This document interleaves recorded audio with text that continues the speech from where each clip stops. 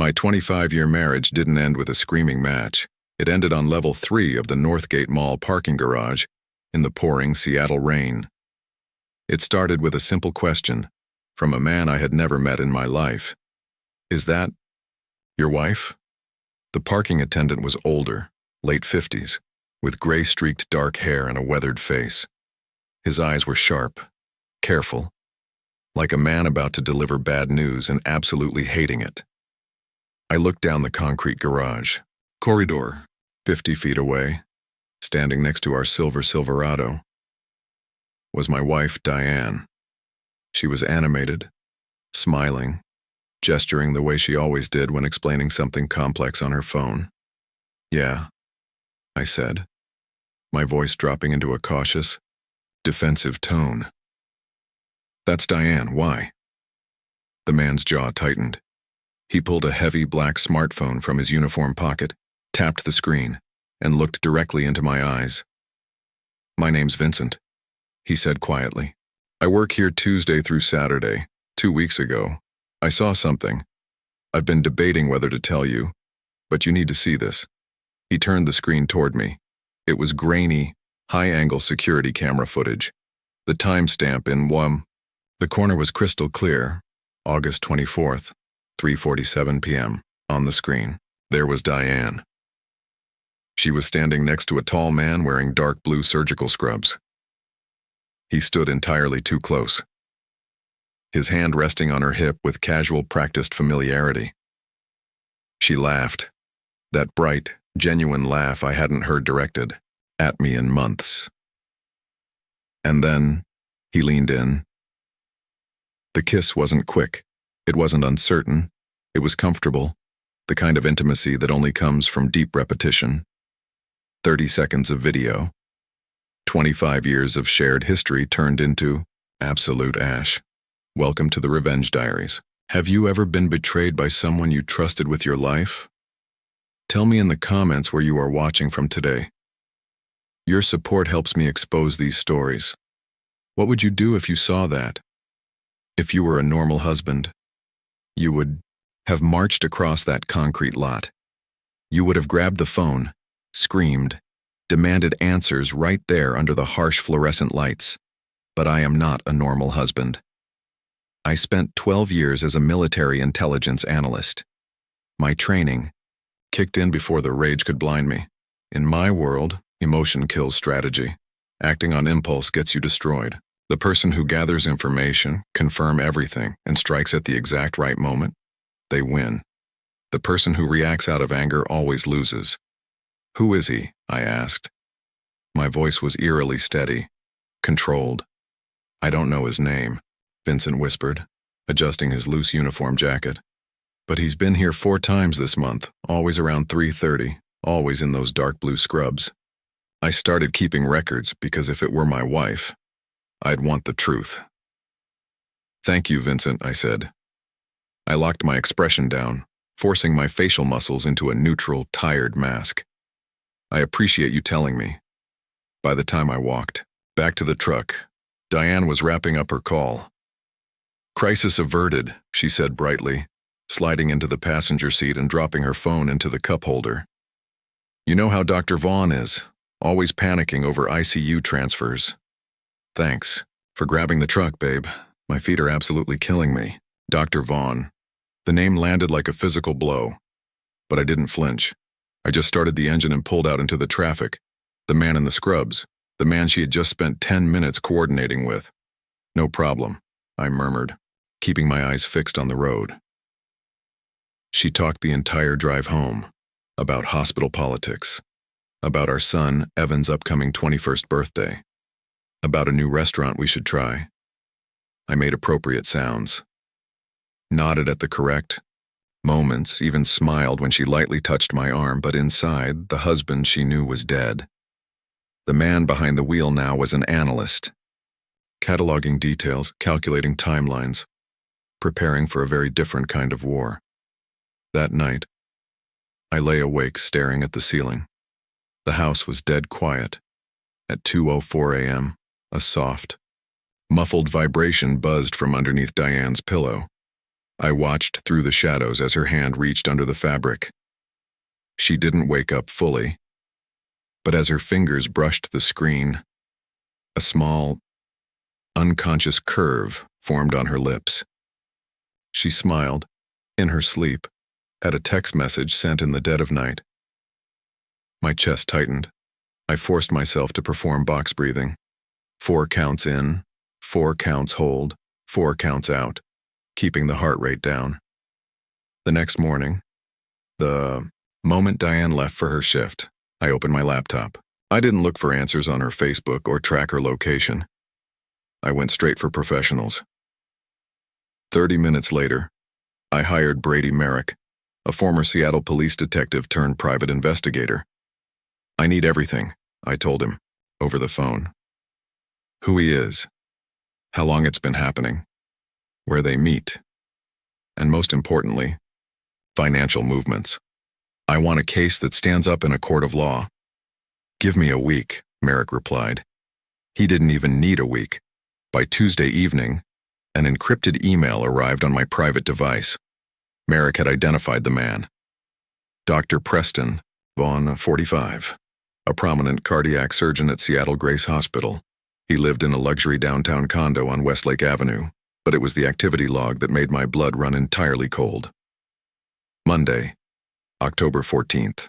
Target entered the Fairmont Olympic Hotel, room 847, registered under Vaughn's name. Entry, 2:15 p.m. Exit, 4:47 p.m., 2 hours and 32 minutes. While I was out reviewing blueprints at a dusty construction site, text messaging her to ask what she wanted for dinner, she was in a high-end hotel room downtown, but Merrick's report didn't stop at hotel check-ins. At the very bottom, there was a red flag marked in bold text. Financial summary. Irregular, recurring transfers detected from joint savings account ending in 4412. Preliminary destination, an unlisted corporate entity. I leaned back in my office, chair, the glowing screen illuminating the dark room. This wasn't just an affair anymore. This wasn't just a broken vow. My wife was siphoning our life savings. The next day, I went back to the Northgate parking garage to find Vincent. I needed to understand why a random parking attendant was doing deep surveillance on my wife. You don't keep records like that just out of the goodness of your heart. I found him on the 3rd level, guiding a large SUV into a tight space. When he saw me, no surprise crossed his face. "We need to talk," I said without preamble. "Not here, somewhere private." 20 minutes later, we were sitting in the back booth of a dim, scarred neighborhood dive bar called Murphy's. 2 untouched beers sat between us. "I hired an investigator," I said, leaning across the wooden table. "He confirmed the affair. He confirmed the hotel. But there's one thing I don't get, Vincent. Why did you tell me? You don't know me. Why involve yourself?" Vincent looked down at his hands, weathered, scarred, working-class hands. He let out a long, heavy breath, his jaw working, silently before he finally spoke. "I could have stayed out of it," he said, his voice dropping into a flat, monotone pitch. "Part of me wanted to. Part of me thought maybe you deserved to see the perfect life fall apart." "Why would I deserve that?" Vincent reached slowly into his faded denim jacket. He pulled out an old, creased photograph. The colors faded to a dull sepia tone. He slid it across the table. I looked down. It was a young Asian woman, early 20s, holding a small baby. Beside her stood a tall, white man in a sharp suit and tie.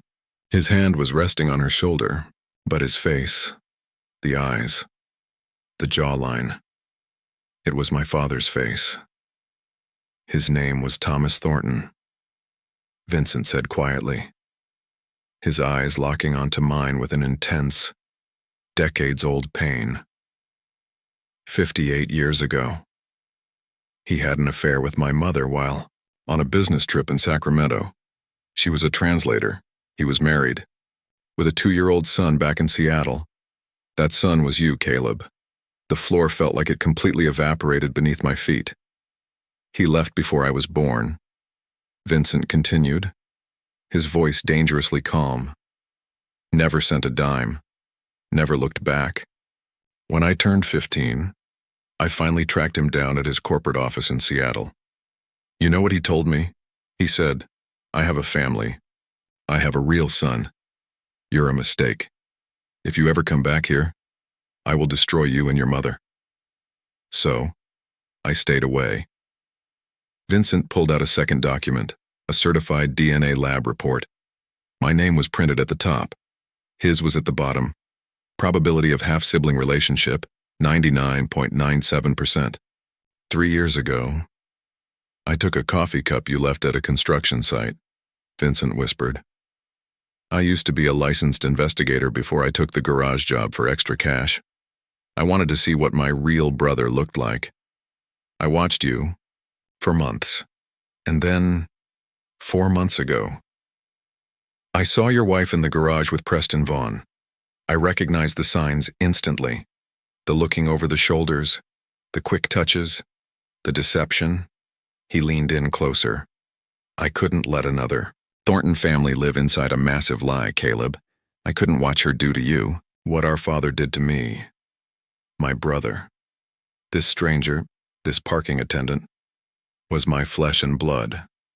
There's something else, Vincent said, cutting through my shock. The investigator you hired, Brady Merrick, he's my former partner, from the police force. I told him to take your case, and he just found the corporate filing for the account your wife is transferring money to. Vincent slid a fresh printout across the scarred wood of the table. It's not an investment account, Caleb. It's a newly registered limited liability company called Summit Healthcare Partners. It was formed 6 months ago, co-signed by Diane Thornton and Dr. Preston Vaughn. My hands tightened around the EA paper. How much is gone? $180,000, Vincent replied. Drained and small. Deliberate increments over the last 24 weeks to avoid automatic bank alerts. But it's worse than that. Brady did a background check on Dr. Vaughn's past medical practices. Vincent pointed a weathered finger at a list of dates pinned to the file. Portland, 2019. San Francisco, 2021. Denver, 2022. In every single city. Preston Vaughn targets high-level married female hospital administrators. He seduces them, convinces them to open a joint medical supply LLC, drains their personal assets, and disappears before the hospital board realizes the pricing contracts are fraudulent. Your wife isn't just having an affair, Caleb. She's the next mark in a multi-city embezzlement scheme. The cold dread turned into pure, calculating steel. The next evening, I met with my sister, Bryn, the sharpest asset division and divorce attorney in the state of Washington. We sat in her high-rise office overlooking Elliott Bay. I laid the entire case out on her desk. The surveillance photos, the hotel receipts, the corporate filings for Summit Healthcare Partners, and the bank statements showing the missing $180,000. Bryn didn't interrupt. She reviewed the documents with a cold and professional focus, her pen tapping rhythmically against a legal pad. Legally. This is overwhelming, Bryn said, turning her laptop toward me. We file for an emergency motion to freeze all joint marital assets first thing Monday morning.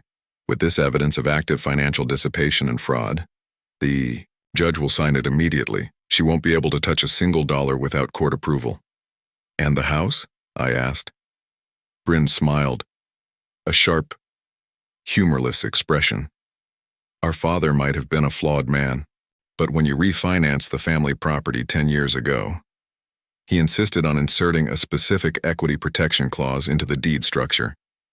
If the marriage dissolves under proven financial misconduct or documented adultery, the family, estate retains full structural interest. Diane forfeits her entire claim to the house. She walks away with nothing. Good, I said. Let's draft the papers. There's just one thing, Caleb, Bryn said, her voice dropping into a softer, deeply concerned tone. Merrick's team checked all the medical records associated with your family accounts, just to ensure no other hidden corporate structures existed. They ran the basic blood type filings from Evans University enrollment forms. She slid a small index card toward me. You're type O, Caleb. Diane is type B. According to the university medical report, Evan is type A. I stared at the letters on the card. The world went completely silent. That's genetically impossible, I whispered, my voice cracking for the very first time. If I'm his biological father, he can't be type A. I know, Bryn said softly, looking at me with absolute heartbreak in her eyes. Caleb, Evan isn't your son. I stared at the medical card on my sister's desk. Type A. It felt like the air had been completely sucked out of the room. 20 years. Every birthday candle I lit. Every time I taught him how to swing a baseball bat. Every single time he looked at me and called me Dad. None of it was biologically real. My entire life was built on a foundation of massive, unimaginable deception. I am so sorry, Caleb, Bryn whispered. She was a ruthless attorney, but right now, she was just my older sister watching my heart shatter into a million pieces. I closed my eyes. I performed my breathing exercises. 4 seconds in, 4 seconds hold, 4 seconds out. When I opened my eyes, the grief was gone. Only the analyst remained. Biology doesn't make a father, I said, my voice shockingly calm. I raised that boy. He is my son. And Diane does not get to destroy his identity just because she destroyed our marriage. I looked at Bryn. Add a non-disclosure clause to the divorce settlement. Diane is legally prohibited from ever discussing his paternity. If she violates it, she faces severe financial penalties and contempt of court. I will tell him the truth. On my terms. After he graduates and his life is stable. She doesn't get to weaponize this. Bryn nodded, a fierce look of respect crossing her face. Done. Now, let's deal with the doctor. Have you ever had to sit across from the person who ruined your life and smile like absolutely nothing was wrong? 3 days later, I rented a tuxedo. Diane had bought a stunning, expensive red silk dress for the Seattle Grace Hospital annual fundraising gala. She spent hours getting ready, talking endlessly about hospital politics, completely oblivious to the fact that our joint accounts were just hours away from being permanently frozen by a federal judge. When we walked into the grand ballroom of the Fairmont Hotel, the exact same hotel where she had been secretly meeting him, she glowed. There's Dr. Vaughn, she said, touching my arm lightly. I should introduce you. Lead the way, I replied. Underneath my crisp white tuxedo shirt, pressed flat against my chest, was a digital recording device. Washington is a one-party consent state. Every single word spoken tonight was going to be documented. Preston Vaughn stood near the bar, radiating the arrogant confidence of a man who held beating hearts in his hands. Dr. Vaughn, Diane smiled, looking at him with a secret, private warmth. This is my husband, Caleb. Preston shook my hand. His grip was firm. He looked me up and down, a construction manager in a rented suit, and instantly dismissed me as harmless. Diane speaks highly of you, I said evenly. She's told me so much about you, your work, your investment advice, your new corporate ventures, especially Summit Healthcare Partners. The color instantly drained from Preston's face. Diane's grip on my arm tightened like a vice. I leaned in, lowering my voice so only they could hear. I know everything, Preston. Every hotel receipt, room 847. I know about the LLC registered on March 20th, and I know about the $180,000 siphoned from my family's joint savings. Preston's charm completely evaporated. His eyes turned into cold, dark slits. You don't know what you're dealing with, he hissed, stepping closer.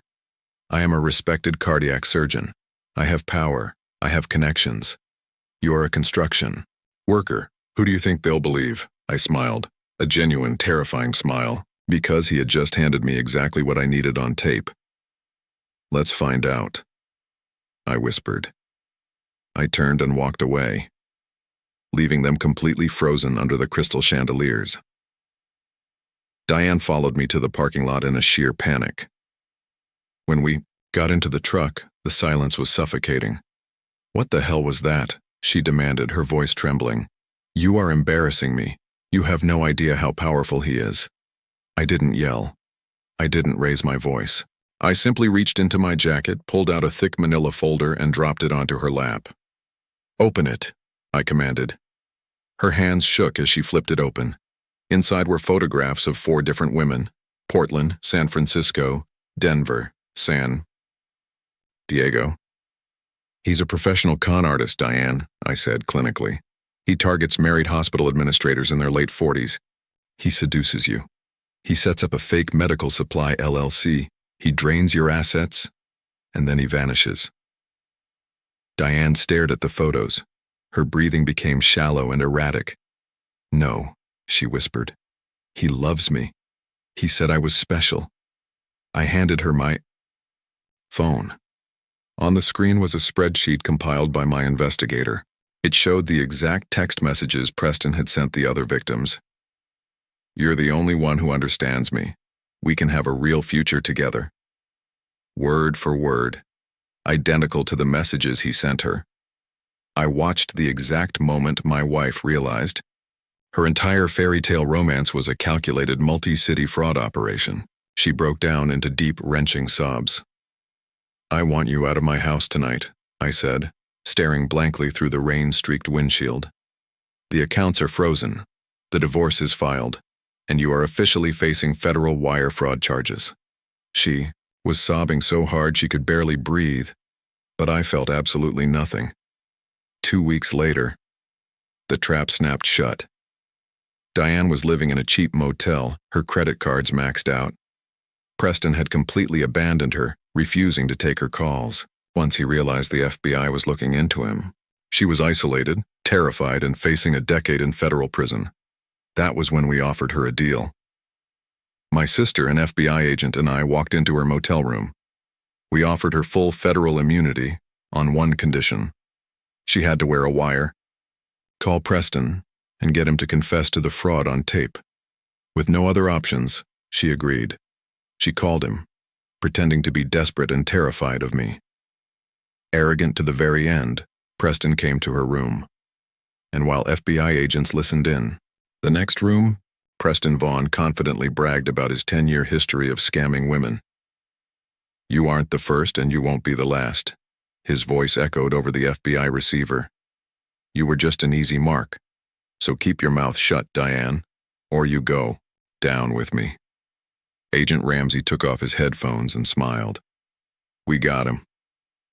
The next morning at 7:15 a.m., during peak shift change at Seattle Grace Hospital, 3 black FBI SUVs pulled up to the main entrance. I stood in the parking lot with a cup of black coffee, watching through the glass doors. Agents surrounded Dr. Preston Vaughn in the middle of the crowded lobby. They slapped handcuffs on his wrists right in front of his colleagues, his nurses, and his wealthy donors. They marched him out through the main doors in a humiliating public perp walk. As they shoved him into the back of the SUV, his eyes met mine. I didn't say a word. I just raised my coffee cup in a silent final salute. A few months later, my divorce was finalized. Because of her documented fraud and adultery, Diane walked away with almost nothing. The house, my business, and my retirement stayed entirely mine. Preston Vaughn was sentenced to 18 years in federal prison. His medical license was permanently revoked. And me? I sat at my dining room table on Thanksgiving Day. To my right was Evan, my son, laughing and eating, completely unaware of the storm I had shielded him from. To my left was Vincent, the half-brother I never knew I had, but who had stood by my side when my world collapsed. They say blood is thicker than water, but I learned that blood doesn't make a family. Choice does. Loyalty does. Protecting the people you love, no matter the cost. That is what makes you a father. I lost my marriage, but I gained a brother. I protected my son, and I got my life back, and for the first time in 25 years, and I was finally free.